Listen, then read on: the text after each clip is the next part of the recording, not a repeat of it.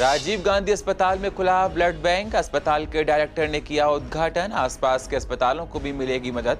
पहले blood storage की थी सुविधा।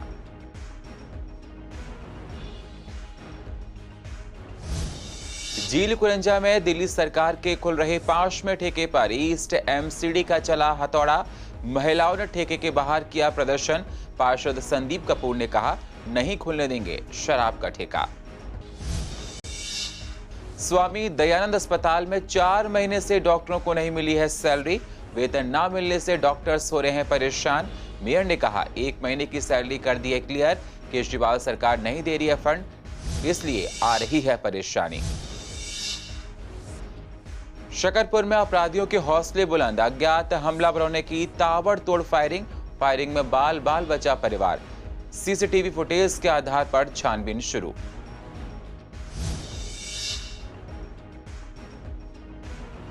और डीडीएमए की बैठक शुक्रवार को 12 बजे। कम होंगी पाबंदियां। जिम और स्कूल वालों ने कहा, सरकार हम पर भी दे ध्यान। स्कूल और जिम खुलने के लिए हैं तैयार।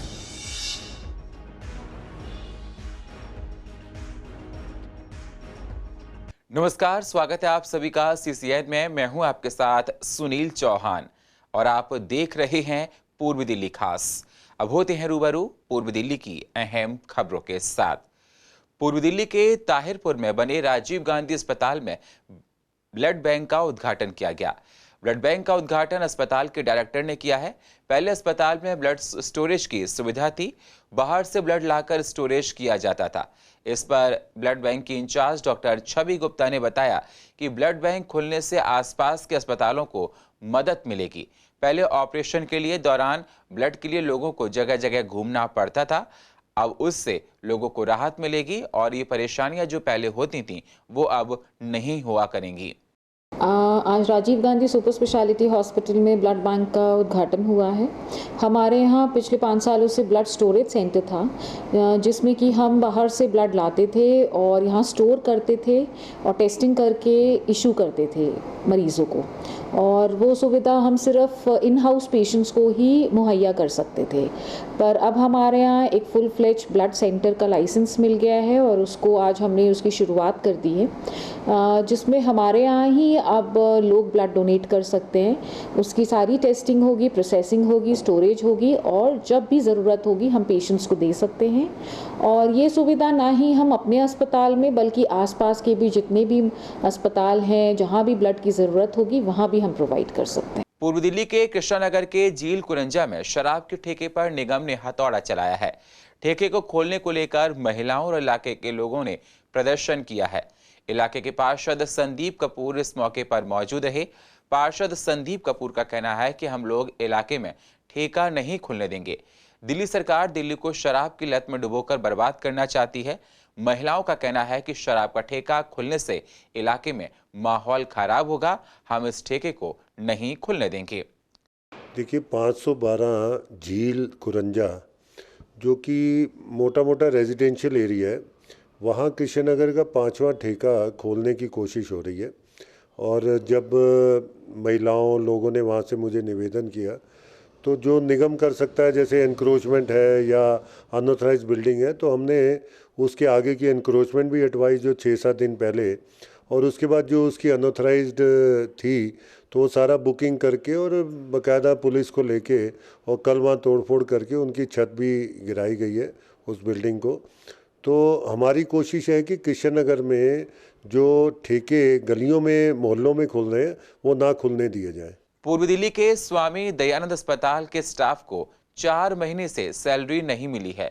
स्टाफ का कहना है कि जब तक हमारा वेतन नहीं मिलेगा तब तक हम काम नहीं करेंगे।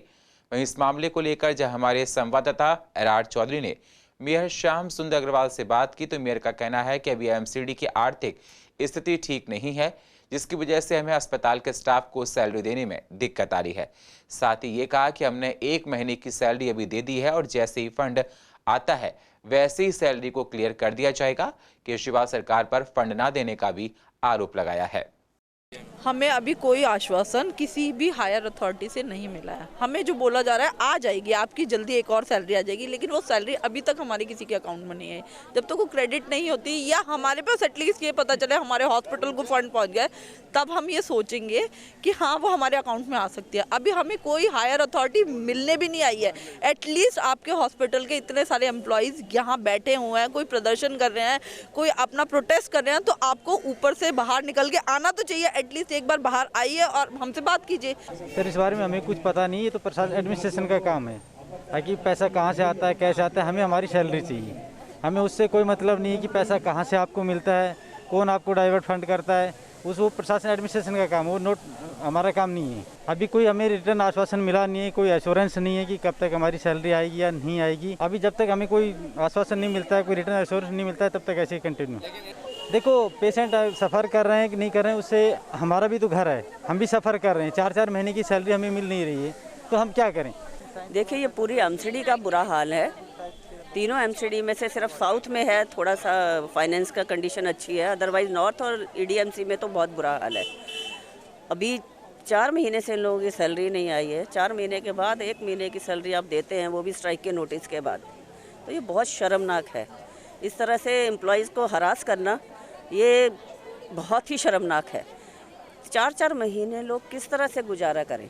प्रशासन से कोई आश्वासन नहीं है। कमिश्नर साहब कह रहे हैं कि मेरे पास फंड्स नहीं है, हमें भी सैलरी नहीं मिली है। उन लोगों को ये बोलते हुए एक सेकंड के लिए भी सेकंड थॉट नहीं आती कि हम अपने एम्प्लॉय को क्या रिस्पांस दे रहे हैं। हमारे पास आर्थिक संकट है। दिल्ली सरकार बिल्कुल सहयोग नहीं कर रही। जो हमारे हिस्से का पैसा है वो भी समय से नहीं दे रही और काफ़ी पैसा हमारा रुका हुआ है। हम लगातार उसके लिए कोशिश कर रहे हैं, लेकिन पद यात्रा करने के बाद, भूख हड़ताल पर बैठने के बाद दिल्ली सरकार के कान पे कोई जू नहीं लग रही।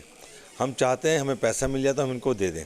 और ऐसा नहीं है कि डॉक्टर्स को नहीं मालूम, डॉक्टर्स को भी सब मालूम है कि आज आर्थिक हालात हमारे कैसे हैं, उनको सब कुछ मालूम है।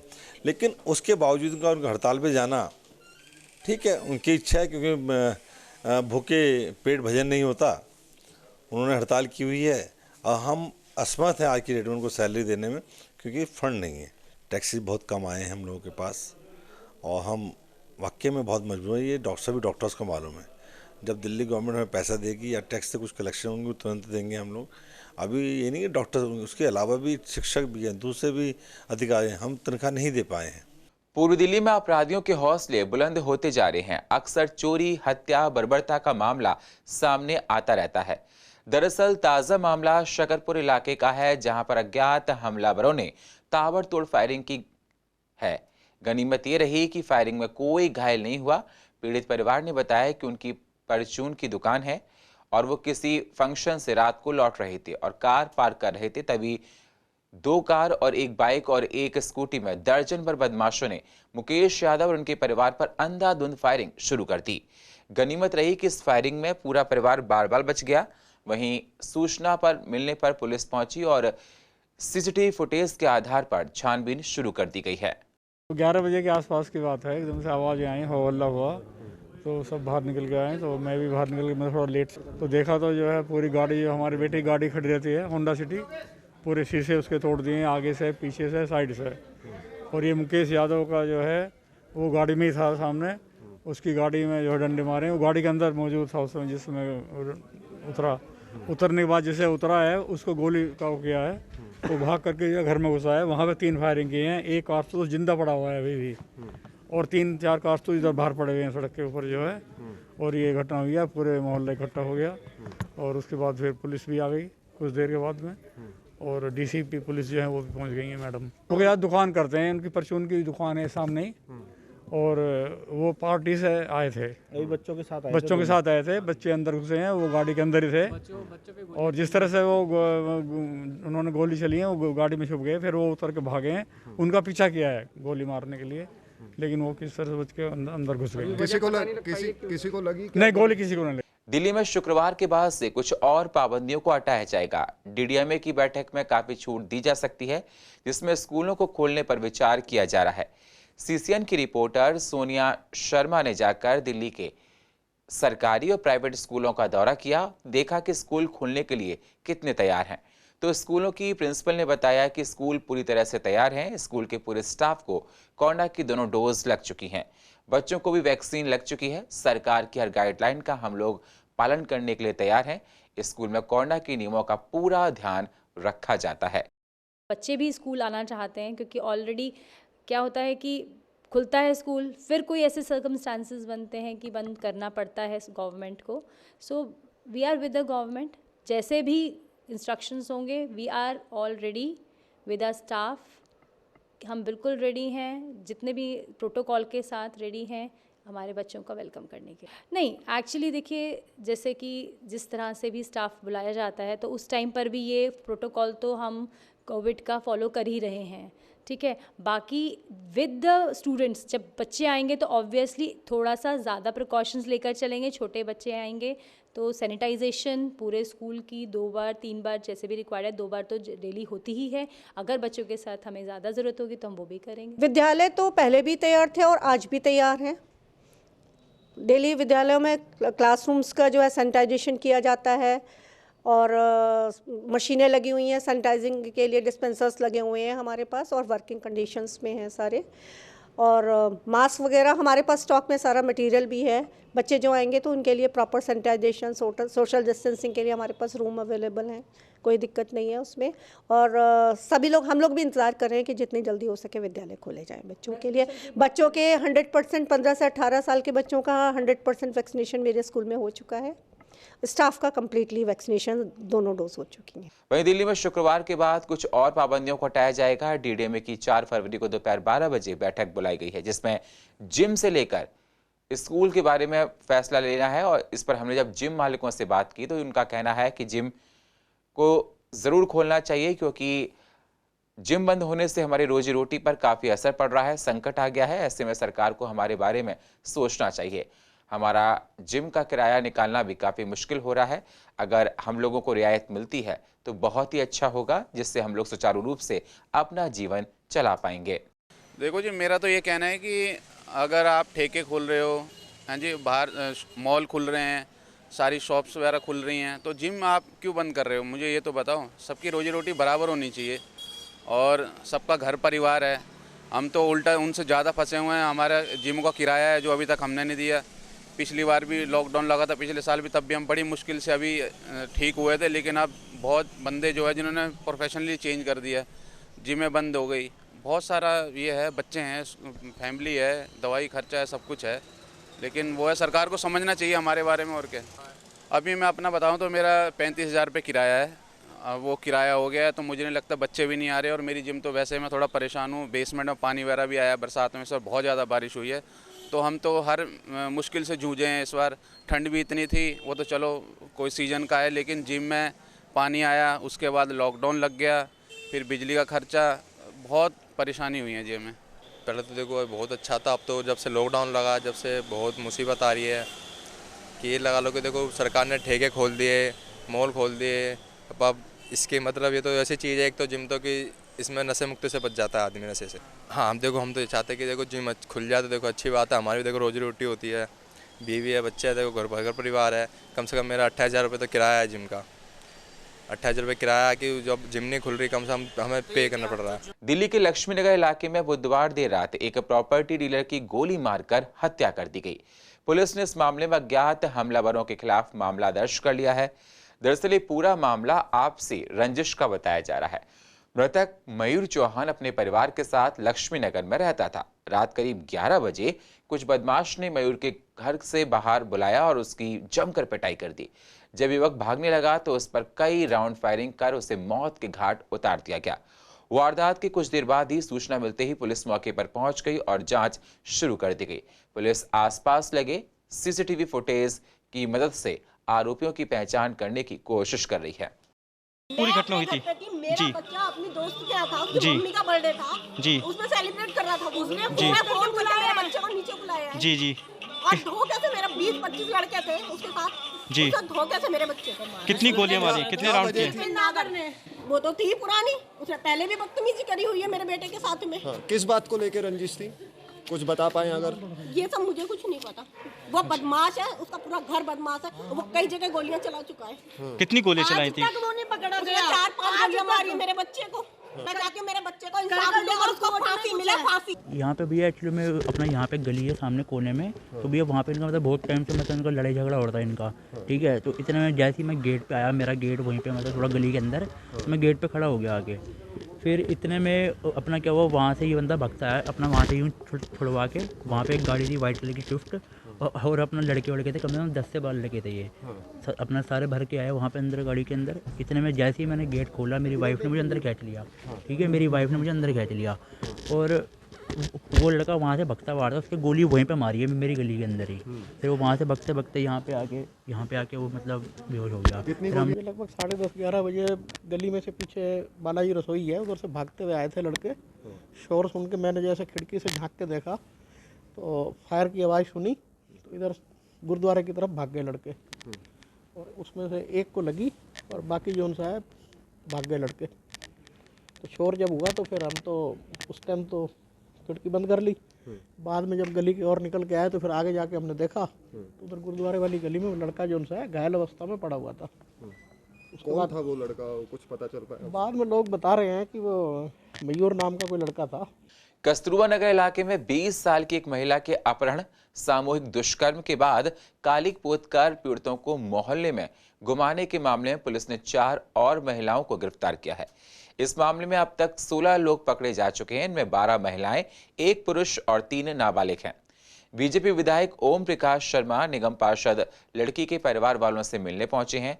ओम प्रकाश शर्मा ने कहा कि पीड़ित को मेडिकल से रिलेटेड या किसी भी तरह की कोई भी जरूरत हो तो पीड़िता की सहायता के लिए हम लोग सदैव उपस्थित हैं। देखिए, ये दुर्घटना दुर्भाग्यपूर्ण है, जघन्य अपराध है। आज के युग में जिस प्रकार की ये घटना हुई है, इसकी सभी लोग और हमारी पार्टी निंदा करती है।